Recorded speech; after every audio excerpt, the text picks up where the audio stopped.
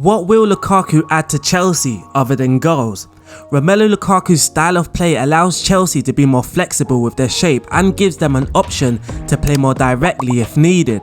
Lukaku is a complete forward, someone that can play as a target man and get in behind defences using his pace and power to beat defenders. But Lukaku drops well too. He likes to offer himself as an option, and once he receives the ball, he can turn and either play in his strike partner or drive with the ball at his feet. Over the seasons, his decision making on the ball has improved alongside his composure, making his link-up play a very effective strength. Lukaku ended the Serie A season with 24 goals and 9 assists, resulting in a goal contribution of 33, which was the best in the Serie A. Interestingly, Lukaku overperformed with both XG and XA, expected goals and expected assists. So, in this tactical analysis, we will look into why Lukaku improves Thomas Tuchel's Chelsea team. We're going to also have a look at the Football Manager tactic, but before we get stuck into things, this video is sponsored by OneFootball, so please, it would be appreciated if you can check this out. OneFootball and the RDF Tactics channel have chosen to collab once again. Downloading this app would help this channel out in many ways, but why exactly should you download it? The OneFootball app is an excellent app for football fans. It's the best place to check recent news, legally watch matches, yes, for free, and you can follow your team and be notified when something major happens. It's also great to check out the latest transfer rumours, and if you're like me, you don't want to miss out on any rumours. Transfer season can be fun. Once all the league starts up as well, it's a great app to check statistics. This channel creates recreations. Using the OneFootball app helps grab vital stats, but also you will have access to team lineups before the football match starts. This is a great app if you want to follow football around the world or get the latest news just on your team. So, make sure you try it out, but it does also help this channel out a lot and gives it many great opportunities to grow. So, give it a go and I promise you won't regret it.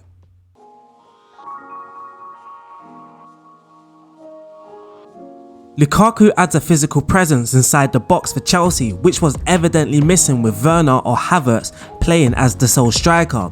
Lukaku touched the ball in the opponent's box 5.96 times per 90, the fourth most in the Serie A. And though Werner had a similar amount of touches in the penalty box, Lukaku was undoubtedly more decisive inside the box. But we saw the best from Lukaku last season, which asks the question, will Tuchel change his formation to get the best out of Lukaku? Though he certainly can play as the lone striker with Mount, Havertz and or Werner making runs from behind, Lukaku looked unstoppable at times with a strike partner. Tuchel has used the 3-4-2-1 in the majority of his Chelsea time so far, and in the opening game of the 2021-22 season against Crystal Palace. But the signing of Lukaku may see Tuchel use a slightly different formation at times, possibly a 3-5-2, as that could be the easiest to transition into. Also note that Timo Werner arguably played his best football with a strike partner at RB Leipzig too, so this is undoubtedly an option. Chelsea can opt for a Werner-Lukaku partnership, which could work similarly to Werner-Poulsen at Leipzig or Lukaku-Martinez at Inter. In this case, the big guy Lukaku would be used as a target man, dropping deep and occupying defenders to create space for his strike partner to make runs in behind. Lukaku, as already mentioned, can collect the ball from deep and drive out defences.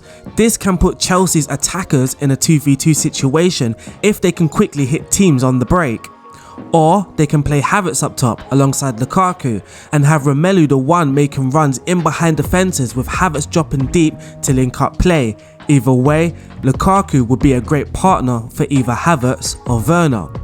Lukaku completed 4.89 dribbles per 90 last season and contested in the fourth most offensive duels compared with the other Serie A strikers and had a 32.7 success rate. Lukaku loves to be involved.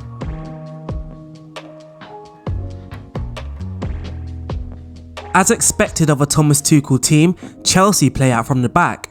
They remain patient in possession. Defenders tend to circulate the ball before playing out wide to a wing back, and against Palace they kept 61% of the possession.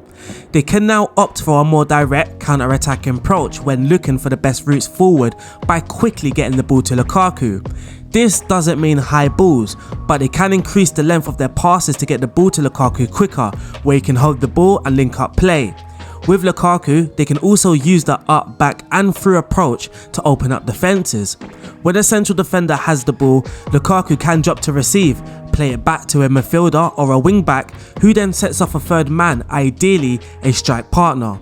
The same patient approach may be a potential reason for Chelsea's lack of goals.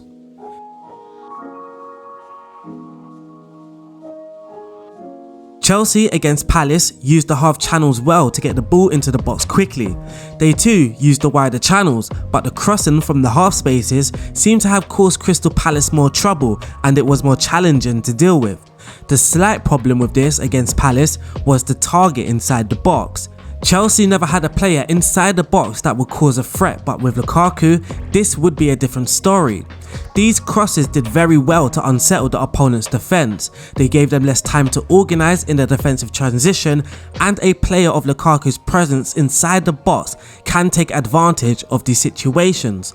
Though, must be noted that Lukaku only managed to score 2 headed goals last season in the Serie A.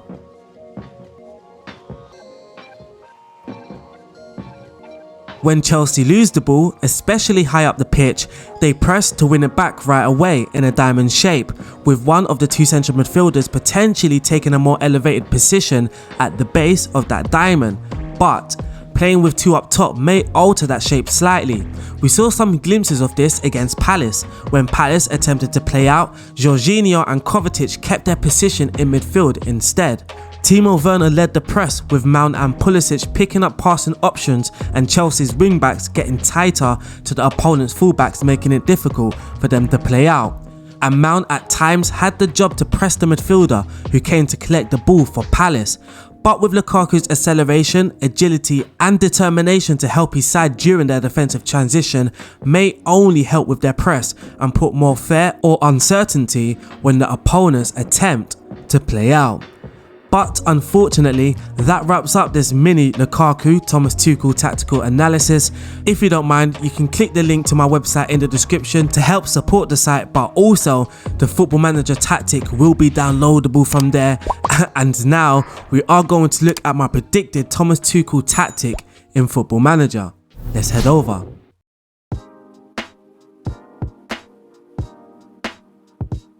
So here we are in Football Manager, and as you can see, I've set Thomas Tuchel's tactic as a 3-5-2 now. So we have 3 defenders, 2 wing backs, a flat 3 in midfield, and then the 2 up top. We're going to go through the team and player instructions before looking at the results that we simulated with Chelsea in Football Manager.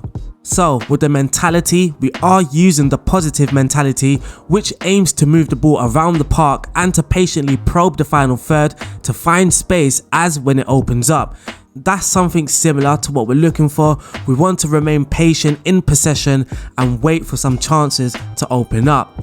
The attacking width is set to wide, so we are going to be using the wing backs a lot, especially when building up from the back.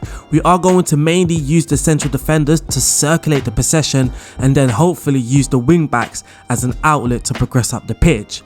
For the approach play, we are going to be playing out from the defence. Of course, that's a given in any Thomas Tuchel tactic. But this time we are going to overlap on the left and overlap on the right flank as well. So when the box-to-box midfielder or the advanced forward has the ball on the left side, they may look to hold the ball and encourage an overlapping run from the wing backs, which would be a similar case on the right hand side as well. For the passing directness, we have set it to shorter, so we are looking to maintain the possession, not really retain the possession, as we still want to open up the defences. We still want to progress with the ball and also look to break lines with our passing as well.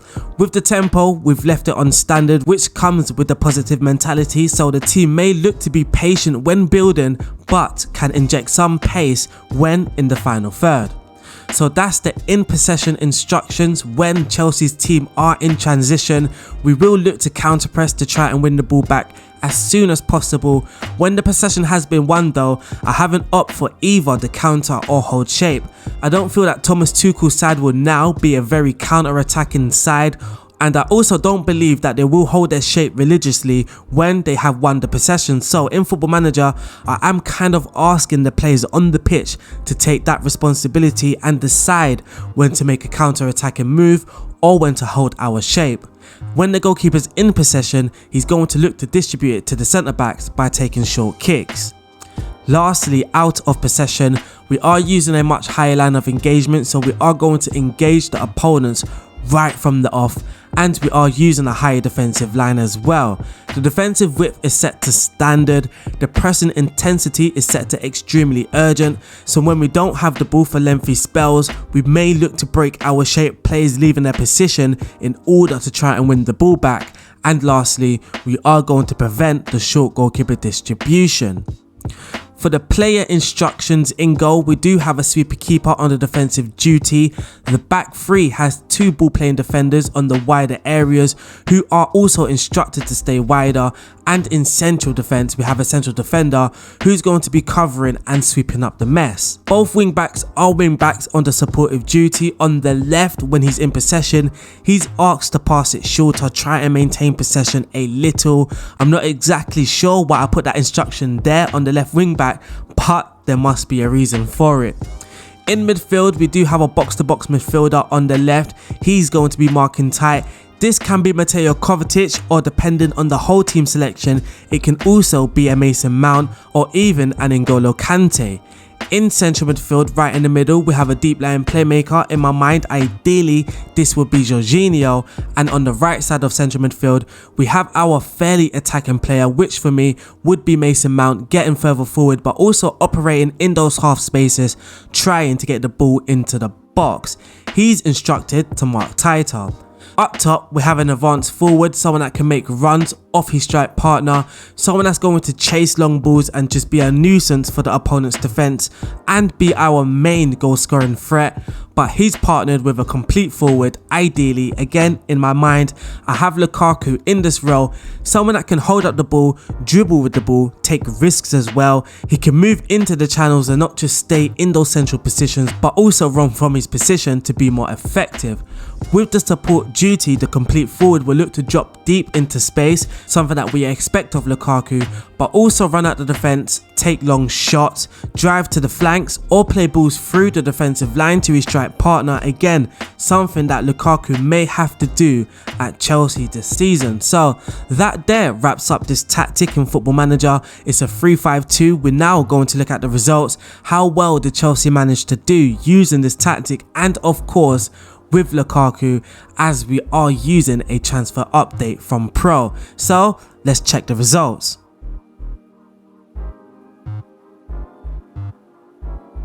In the English Premier League, we came second. We played 38, we won 27, we drew 3, but losing 8. If we check those 8 losses, 7 out of those 8 games that we lost came away from home, with 5 of those 8 games also being 1-0 defeats. We also lost 2-1 away to Leicester, but as you can see, none of our defeats were especially heavy, so that's some encouraging signs. Maybe it's just a tweak for the away matches that we needed in order to win the league, and we were only 1 point away from the eventual leaders. The FIFA Club World Cup, we were the winners. In the UEFA Champions League was very disappointing. We got knocked out in the first round, which is a slight embarrassment, but our opponent were no easy team. It was FC Bayern Munich. In the FA Cup, we managed to win the FA Cup, and in the Carabao Cup, we got knocked out in the semi-final by Leicester. If we look at the Premier League in a little bit more detail, we can see that Lukaku ended as the top goal scorer. Very encouraging. He scored 32 goals in the Premier League. He also had the 3rd highest average rating with 7.46 and had the joint most man of the match awards. Looking at the table, we scored 85 goals, which was the most in the Premier League, and we only conceded 25, which again was the best in the Premier League. If we look at some of the team statistics, as you can see, we scored the most goals. We didn't have the most shots for, we came 3rd in that regard, and for the fewest shots against, we also came 3rd. With the best pass completion, we came in 2nd with 90%, just behind Manchester City, so no embarrassment there. But for the most possession, we did drop down to 6th with 52% of the ball. So we still had majority of the ball, but we did struggle a little in trying to maintain it. And for me, it's just the shape on Football Manager. I don't feel that 3 at the back is the very best formation on Football Manager, especially for possession tactics as well. For the most clean sheets though, we come in 2nd with 19, and for the fewest conceded, we conceded the fewest. For the player stats, Lukaku scored the most goals. With the assists, Reece James is 4th with 13 assists. Ben Chilwell is there with 11, so the wing backs did very well. For the most shots, Lukaku is there. For the most man of the match awards, Lukaku is joint 1st. For the most key passes, Reece James in 4th, Hakim Ziyech in 8th. For the best pass completion, it's probably our defenders, and yes it is, Andreas Christensen, Kurt Zuma and Thiago Silva all in the top 8. For the most tackles won, we have N'Golo Kante encouraging in 8th place. For the most dribbles made, nobody is there. For the clean sheets, we have Edouard Mendy in 4th with 17, and for the fewest conceded, we have Mendy with 24. For our attacking efficiency, we were aggressive, we were clinical, we managed more shots per match than average, and we were more clinical than a lot of sides in the league, which is a very encouraging side. Defensively, if we look at our defensive efficiency as well, we were quiet and impenetrable, we faced fewer shots per game than average, and we conceded fewer goals than what would be expected from the number of shots that we faced.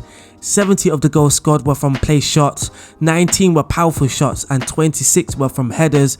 With the assists, 36 of them were from through balls, 30 from crosses, 14 from corners, and 11 from free kicks. I do want to look at the schedule, see where we went wrong or see what we did very well. We started very well. We beat Man City as well in the Carabao Cup first round, a 4-0 win there. The first loss came away to Juve. We also lost to Arsenal 2-0 away before losing 2-0 at home to Manchester City. We did very well in the group stage of the Champions League. We then lost 1-0 away to 10-men Leeds, fairly disappointing. And in the Carabao semi-final, we got knocked out by Leicester 3-1. We beat Chesterfield 8-0, then we beat Manchester United 6-1 before beating Tottenham 7-1. So we do have some high scoring games as well. And in the Club World Cup semi-final, we won 7-0. After the Club World Cup semi-final around February is where results started to get a little bit too inconsistent. So we lost to Brighton, we lost to Norwich as well in the league, and we lost to Liverpool before drawing to Manchester City. February, March wasn't a very good month for us, and it started to get better in April and May. Then we started to see more greens, especially in the Premier League and in the FA Cup final. Lastly though, we can look at the squad, see who were the top goal scorers for Chelsea. As we can see, Lukaku scored 45 goals in all competitions in 50 starts. A remarkable stat there, with 11 assists, so his goal contributions was at 56 in 53 games altogether. Timo Werner also did well with 20 goals in 29 starts with 7 assists. Tammy Abraham, who has now moved to Roma as we speak, he got 11 goals with 9 assists. Hakim Ziyech got 10 goals with 13 assists. For the creative players, we can see that the wing backs did very well. Both Reece James and Ben Chilwell had double figures for assists. Cesar Azpilicueta too, he got 13 assists. Likely he played at right wing back at times. Ben Chilwell got 16 assists, with Reece James getting 19. Hakim Ziyech had a very good creative season. Mason Mount too, he managed to get 13 assists, but we were hoping with a little bit more goals from Mason Mount. Unfortunately though, that wraps up this tactical analysis and Football Manager video. I hope you guys enjoyed it. Don't forget to make sure you are subscribed to the channel. Make sure you like the video, but also download that OneFootball app for free in the description link. I will speak to you guys soon. Hopefully see you soon as well. Stay safe and peace out.